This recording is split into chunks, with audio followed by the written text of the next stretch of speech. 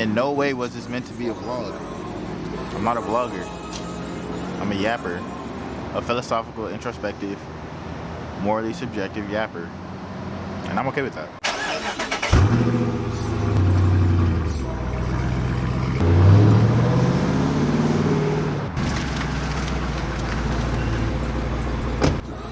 Shit is not real. It's 2026. The year sounds too serious. 2026 genuinely sounds like some futuristic stuff that was never supposed to happen. So, we here. Up and out, Sheezy with the chops.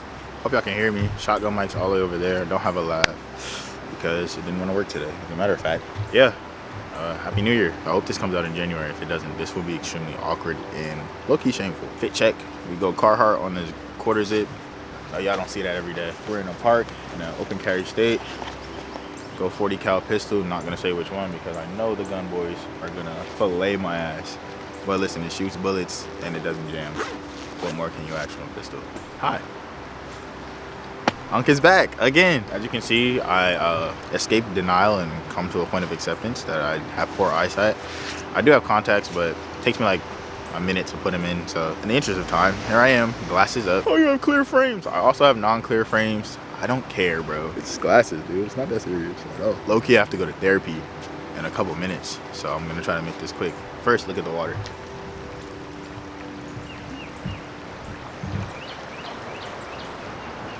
I had no plan for this, and I never probably will plan another video too much. Life's changing, things are moving. I'm actually proud of myself for getting out here. It was kind of a struggle, but if you treat your passion like your job, your passion will become your job, and it'll never feel like you're working. Or whatever the fuck people say, stupid ass idioms. Dumbass filler sentences and shit. Who cares though, my nigga? Like, honestly, that shit is whatever, my nigga. Why do you care about what you care about? Well, first you have to know what that even is. And if you really care about it or you were told to care about it. And that's where I've been the last couple years. Like, why do I care about what I care about, or do I not even care about it? Because it's so interesting when you finally realize and put together how many things you've been told versus who you actually are, like intrinsically. Nature versus nurture, I guess. Truth be told, we live in a world, not even a society. We live in a world where if you are not 100% sure who you are, everyone else will tell you. And you not being sure makes it so much easier for you to believe what they're telling you versus you being able to be isolated intrinsically. Basically meaning you can be yourself no matter who's around. I'm not gonna lie, like I've always had a sense of self for sure, but whose self? Who is me? Who is you? Who are we? Like, if you take away everything someone else told you should be, everything someone else told you to care about, everything that someone else told you mattered, what would you choose? And why would you choose it? And I feel like a lot of people would strip down those layers and then become creatures of emotion, or maybe even hedonistic, which I believe most emotions can be hedonistic, and that might be controversial, but does it look like I'm scared of controversy? Nah, don't typecast me. But no, emotions can be hedonistic. I feel like most people, the average person is alive because they don't have access to the things that would destroy them as easily as they could. Or they've been conditioned successfully to believe that the things that they would indulge in, if they had the resources to, are not good for them. And some of those things are true. Like, I don't see a world where heroin makes you a better person. No, I don't see a world where crack and heroin and cocaine make people better people. I feel like if anything attacks your body objectively in a negative manner, then you should probably consider not doing it. Subjectivity is so insanely ingrained into life in and of itself. Like, we all have our standards and our values and our morals. Like I said, if something harms your body objectively, perhaps consider not doing it. I have tattoos. This is trauma. This is trauma. My immune system's constantly trying to fight to absorb this ink out of my skin because it sees it as an infection. And it hurt to get tattooed. Now, it didn't hurt to me in a way that was torturous per se, but it hurt. It inflicted pain, so it harmed my body. So does that mean I should not indulge in them? We all choose what we care about and what we don't care about. The reason why I'll keep looking up is because the moon is so big and huge and beautiful right now. I feel like I'm an avatar. And what was the girl's name? The moon spirit. Y'all know who I'm talking about. If you don't, psst, I'm out here alone talking to myself. I talk to myself for about 10 hours a day, every day at work. People think I'm on the phone.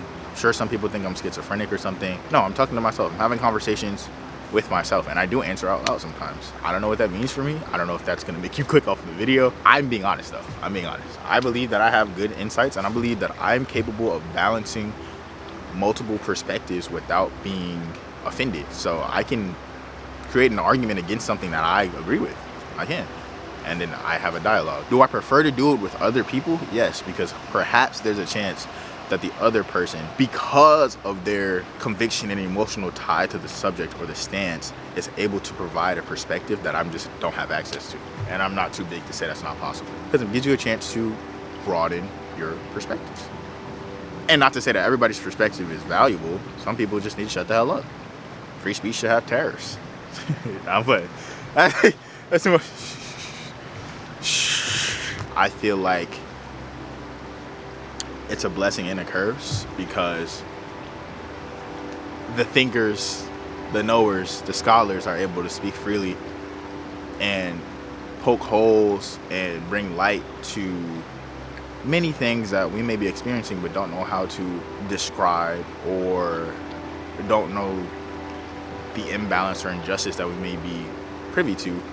Whereas though the fool, the jester, the idiot has just as much freedom, and oftentimes they exercise it more. And I'm sure there's a quote on wisdom and speaking less, which will probably hit your screen. I don't know. Shout out to my editors, man. Actually, yeah, let's talk about it. This whole time I've been making these videos, I've been getting help from one person, my dog Ono, and we've been in this for some years. And I'm not gonna lie, like, doing something with somebody for that long and really growing with that person creates a different kind of bond. Like, it's a professional bond, yes, like we hold each other accountable. We're also really, really good friends. Like, that's my brother. I'm very thankful for him. But yeah, why are you who you are? Why do you like what you like? Why do you do what you do? Why do you prefer what you prefer? I feel like a lot of people subscribe to what's okay, what's considered okay around them. And oftentimes when people do things that are not objectively, the word objectively itself can become subjective due to the fact that what is objectivity? Like, is objectivity harm? Is that what we differentiate between good and bad? Harm?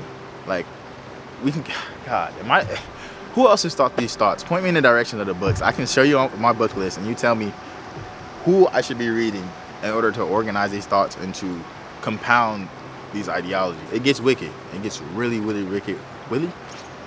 Embarrassing. I guess that's just food for thought. Like, why are you who you are? Why do you like what you like? Are you only doing what's acceptable because it's acceptable? Are you doing it because you really care about it? Are you doing what's not acceptable because you don't want to be accepted, because you want to feel different? Or are you doing that because that's who you really are? There's so much to think about on both ends of the spectrum. And to me, it's like, honestly, I'm so objectivist at this point that I don't really care what your answer is. Like, wholeheartedly, I'm not invested in it. It doesn't affect me. But it may help you to understand yourself better. And that's why I like to ask questions. Oftentimes people tell me I should go into therapy or like some type of lane like that. That's a lot of school.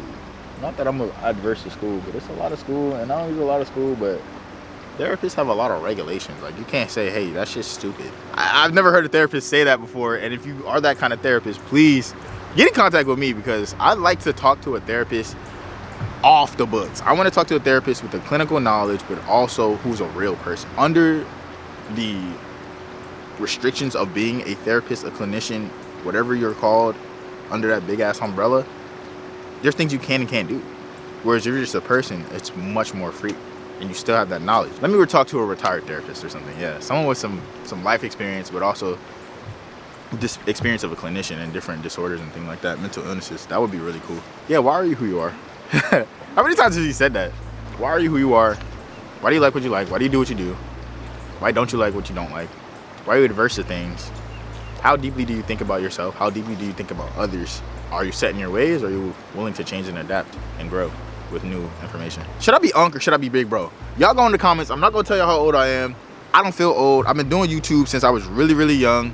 I think the oldest published YouTube video on the internet for me right now is almost 10 years old, and I was in high school. I was young. as hell. So I feel like big bro. Y'all wanna call me Unc, I call me Unc. Some of y'all I am Unc too. Some of you little fetuses I am Unc too, and I'm okay with that. But I feel like for the most part, people who I have been watching, I'm big bro. And that's cool. I'm cool with that. I like big bro. It's not disrespectful. When I get to Unc age, I'll accept Unc age. I'm not there yet though. Don't rush me. Cause the only thing other than getting old is to die. Anyways, I gotta go to therapy. Talk to y'all later.